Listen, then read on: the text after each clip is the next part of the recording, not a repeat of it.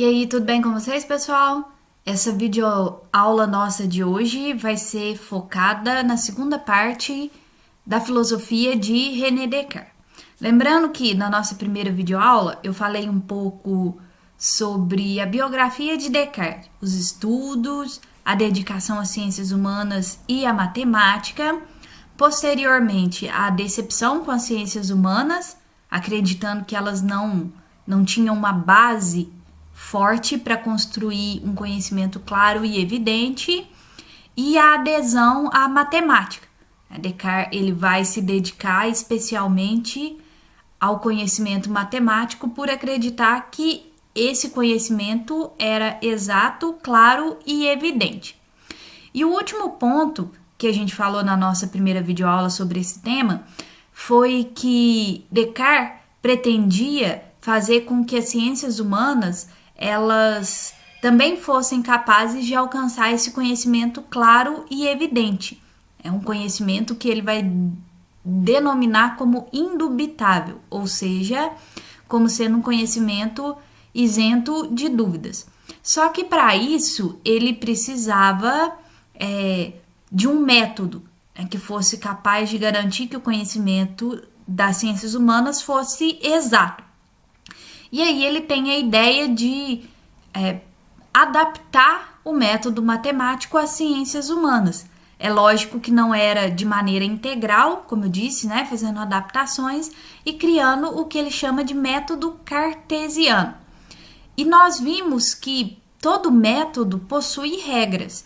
O método cartesiano não é diferente. Então a ideia de Descartes é que para que a gente pudesse chegar a um conhecimento indubitável, era preciso aplicar o método e, mais do que isso, conhecer as regras do método, ok?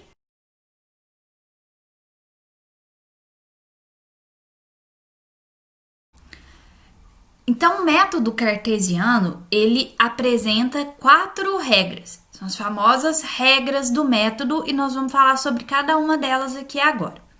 A primeira delas é a regra da evidência. O que essa regra nos diz? Nos diz que o ser humano ele só deve aceitar como verdade aquilo que aparece na sua mente como clara, evidente e distinto, não podendo ser confundido com outra coisa, ok? Então, nós só podemos aceitar ideias que sejam claras, distintas e que não possam ser confundidas com outras coisas.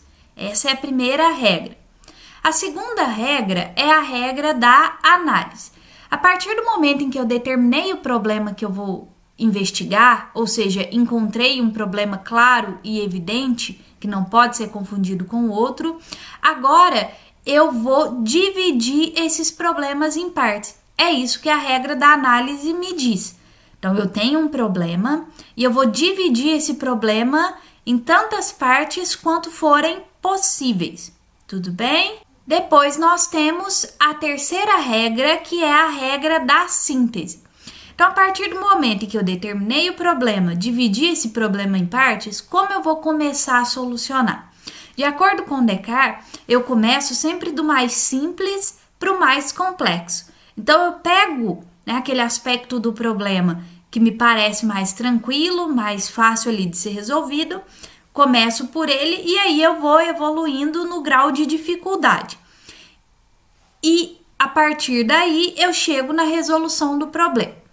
Quando essa resolução ela tá pronta, qual que é a minha ideia? Terminei de resolver então.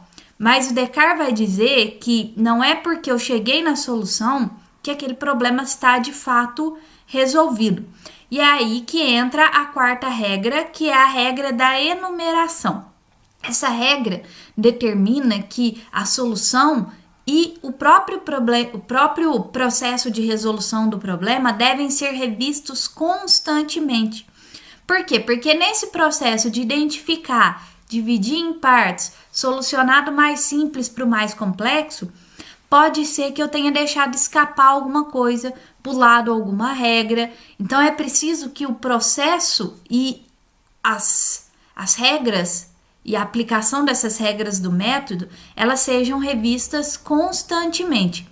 E ele vai dizer que possível chegar a um conhecimento claro, evidente e indubitável aplicando as regras do método. Percebam que é uma estrutura que ele usa muito parecida com a forma como a gente resolve um problema matemático. Quando eu tenho um problema, o professor propõe lá um problema, primeiro eu identifico o que ele está pedindo e depois eu não tento resolver tudo de uma vez, né? Eu vou dividir, coletar os dados, entender, né, qual fórmula eu uso primeiro, qual fórmula eu uso depois. Né? Chego à solução daquele problema, porém, para ter certeza se aquela resposta é mesmo a certa, né, eu faço o quê? Eu revejo todo esse processo. Tudo bem?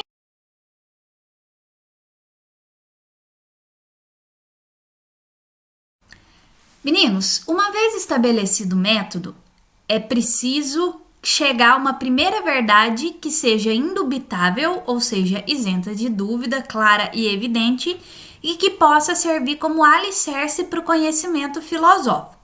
Então, Descartes propõe que a gente aplique o método às ciências humanas de maneira geral e, a partir daí, chegue a essa verdade. E é essa verdade que vai servir como ponto de partida para a construção do conhecimento filosófico.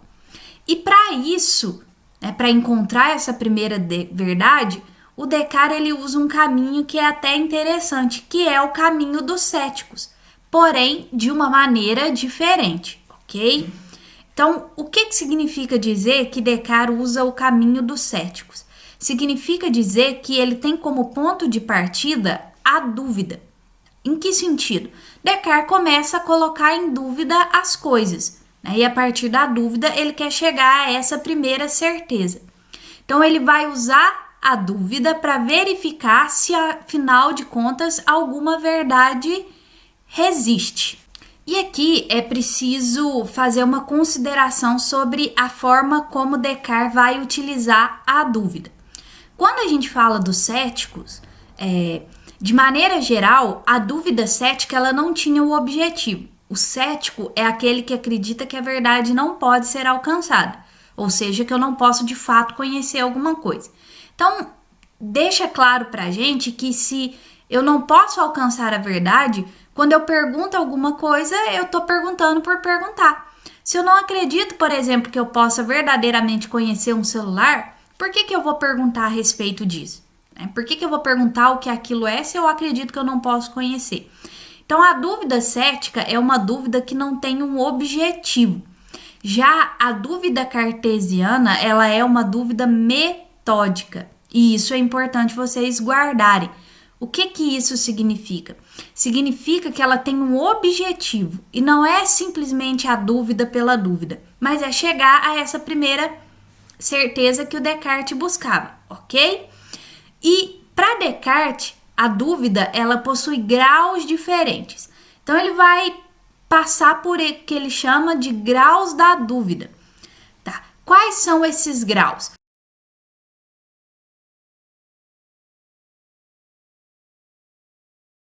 São 3 graus, ok? O primeiro é a dúvida dos sentidos. E aqui ele está fazendo uma crítica ao empirismo. Como que eu posso afirmar que a verdade vem por meio dos sentidos? Por que ele levanta essa questão? Porque ele acredita que os sentidos eles nos enganam o tempo todo. Vamos usar um exemplo que eu gosto muito e que ajuda a gente a entender. As sensações, elas variam de indivíduo para indivíduo. Então, eu tomo uma xícara de café e posso achar que aquele café tá doce. Você aí pode tomar uma xícara de café e pode achar, né, que aquele café, na verdade, não tá doce, tá sem açúcar. Então, a sensação... De maneira alguma. Vamos entrar para tomar uma xícara de café. Não seria muito incômodo? Ai, de maneira alguma. Queira entrar, por favor. Depois da senhora. Ai, obrigada. Então, as sensações, elas variam de indivíduo para indivíduo. Então, como que a partir delas eu posso afirmar alguma coisa sobre um determinado objeto? Então, esse é o primeiro grau. Descartes vai levar a dúvida ao extremo. Né? Nós vamos ver como na medida em que ele avança aí. Então, eu duvido primeiro dos sentidos. Depois, Descartes vai duvidar da realidade e de si mesmo. É aquela velha ideia, será que eu estou de fato acordado ou estou sonhando que eu estou acordado? Então, Descartes duvida da sua própria existência e da existência das coisas. Então, Descartes duvida da sua própria existência e da existência das coisas. Por fim, ele eleva ao extremo que é a dúvida das verdades matemáticas. Nós vimos que Descartes considera a matemática como sendo uma ciência exata de verdades indubitáveis, isentas de dúvidas claras e evidentes. E aí ele vai dizer, quem me garante que não existe o que ele chama de gênio maligno, que seria uma entidade que coloca ideias falsas na minha cabeça e faz com que eu acredite que essas ideias são verdadeiras. Quem me garante que não existe o que ele chama de gênio maligno, que seria uma entidade que coloca ideias falsas na minha cabeça e faz com que eu acredite que essas ideias são verdadeiras. Então esses são os 3 graus da dúvida aí. E aqui entra um dos pontos mais importantes da filosofia cartesiana. Eu duvido dos sentidos, eu duvido da minha existência e eu duvido das verdades matemáticas. E desses problemas que foram colocados, qual eu soluciono primeiro? A gente tem que pensar que a primeira dúvida, a primeira certeza, aliás, que eu tenho que encontrar é a da minha existência. E como que eu de fato sei que eu existo? E é aí que entra o papel da dúvida. E o que nós chamamos de cogito cartesiano.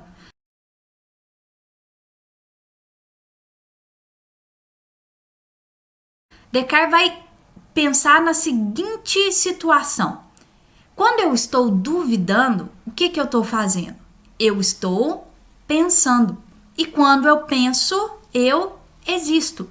Tá aí o famoso cogito cartesiano. Duvido, logo penso, penso, logo existo. Por que cogito? Cogito ergo sum. Penso, logo existo. Então, de acordo com Descartes, é o fato do homem pensar que garante a certeza da sua existência. E quando eu estou duvidando, eu estou realizando esse ato. Então, a própria dúvida me encaminha para essa primeira certeza, que é a certeza de que eu existo. Essa certeza, ela é tão clara e tão evidente que nenhum cético, por mais engenhoso que ele seja, consegue refutar. Então, Descartes encontra a primeira certeza que ele precisava e, a partir dela, na verdade, é ela que vai servir como alicerce para a construção de um conhecimento filosófico. Você pode pensar assim, Grazi, mas essa ideia de duvidar, de pensar não garante a certeza da existência. Descartes usa um outro exemplo que eu acho interessante. Ele pede que a gente imagine um cadáver, ok? Um cadáver, ele tá ali morto, obviamente, e ele não pensa. Existe ali o que ele chama de ausência de pensamento. Então, se a gente quer saber a diferença entre estar vivo, que significa pensar, e morrer, que significa não pensar mais, basta fazer essa comparação. Tá? E aí tem gente que pensa assim, mas eu posso parar de pensar. É praticamente impossível. Não posso dizer que não seja possível, porque nunca tentei, mas pessoalmente a gente acha essa ideia impossível. Porque só de parar de pensar em pensar, eu já estou pensando. Parece confuso, mas a ideia é essa. Então, Descartes consegue aí o que ele pretendia, que era a sua primeira certeza, tão clara e tão evidente que não poderia ser refutada. Tudo bem?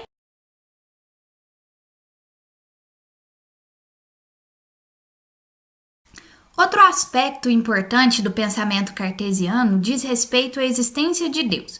Então, Descartes inclui a figura aí de Deus no seu pensamento. Tá? E ele quer não demonstrar como Tomás de Aquino, mas falar também a respeito da existência de Deus. E para a gente entender isso, nós precisamos trabalhar com a classificação das ideias que Descartes faz. Para ele, existem 3 tipos de ideias. A ideia inata, ou as ideias inatas, melhor dizendo, que são aquelas com as quais o homem já nasce. E aqui entra um ponto que eu acho importante também ressaltar, é que todo racionalista, ele acredita que o homem já nasce com um conhecimento prévio. Isso nós chamamos de inatismo. Se vocês viram a aula lá de Platão, vocês vão ver que Platão também fala sobre as ideias inatas, ok? Então ele acredita que existem essas ideias inatas. Existem as ideias adventícias, que são aquelas ideias oriundas de fora da nossa mente, que dizem respeito ao objeto que a gente formula. Existe também o que Descartes chama de ideias factícias. O que são essas ideias? São as ideias que são inventadas, aquelas que são criadas pela mente do homem. Por exemplo, quando a gente associa duas ideias, a ideia de sereia, que é a união, né, do conceito de mulher e de peixe.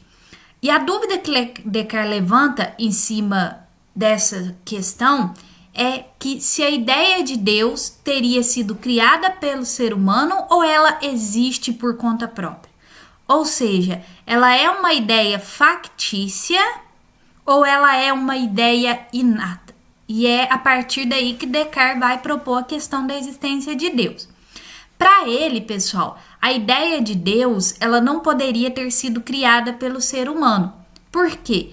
Porque a ideia de Deus corresponde à ideia da perfeição. Então, como que um ser imperfeito pode criar a ideia de perfeição? Ok? Então, para ele, isso não faz sentido. E, a partir daí, ele vai dizer o quê? Que a ideia de Deus ela não pode ser factícia. Então, ela não pode ser uma ideia criada pelo homem.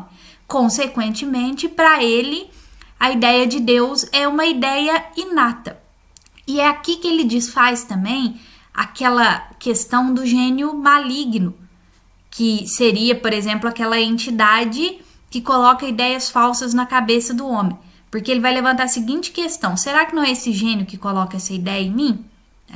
Ele vai dizer que, por ser perfeito, Deus não pode colocar uma ideia errada na cabeça do homem, ok? Porque os seres perfeitos não fazem isso. Tudo bem? É uma explicação mais simples, né, sobre a questão de Deus em Descartes, embora ele trabalhe isso de maneira mais complexa. Mas é só para a gente ter uma ideia de como ele encaixa essa reflexão religiosa aí dentro do seu pensamento.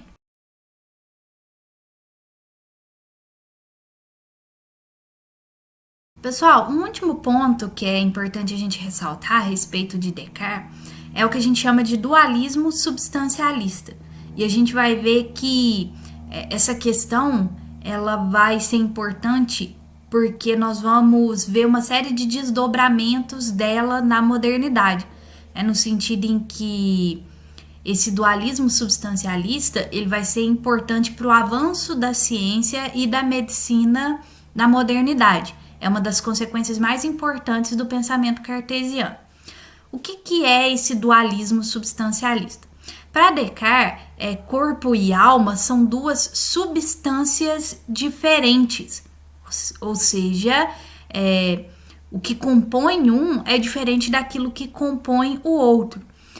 O corpo é o que Descartes chama de res extensa, é matéria, enquanto matéria pode ser estudado, pode ser, enfim, trabalhado pela ciência. E a mente ou a alma é o que Descartes chama de res cogitans. E a res cogitans, no sentido de espírito, é o objeto de fato da religião. Então, ao dividir corpo e alma em res extensa e res cogitans, Descartes está querendo dizer o quê? Quer dizer que o corpo, enquanto feito de uma substância diferente da alma, ou seja, é matéria, ele pode ser estudado pela ciência. Ou seja, os médicos podem abrir, ver o que acontece ali, como funciona. Já a res cogitans, que é o intelecto e também a questão religiosa, entra aí como espírito, esses são objetos da religião, da filosofia. Então, essa separação ela foi importante para delimitar que existe o objeto da ciência e o corpo está incluído nisso, e existe o objeto que é próprio ali da filosofia, no caso do espírito, é algo sobre o qual a religião deve estudar. Então, essa separação ela tem consequências no sentido de promover um processo de secularização do corpo. Ao ser entendido como uma substância diferente da alma, isso dá margem para as pessoas verem o corpo de maneira diferente, como algo que não é divino, que não pertence, né, ao aspecto espiritual do homem, e não pertencendo a isso, ele pode ser estudado sem problema nenhum, ok? Meninos, então é isso, e nós encerramos aí as nossas discussões e as nossas videoaulas a respeito de Descartes. Bons estudos, até a nossa próxima aula.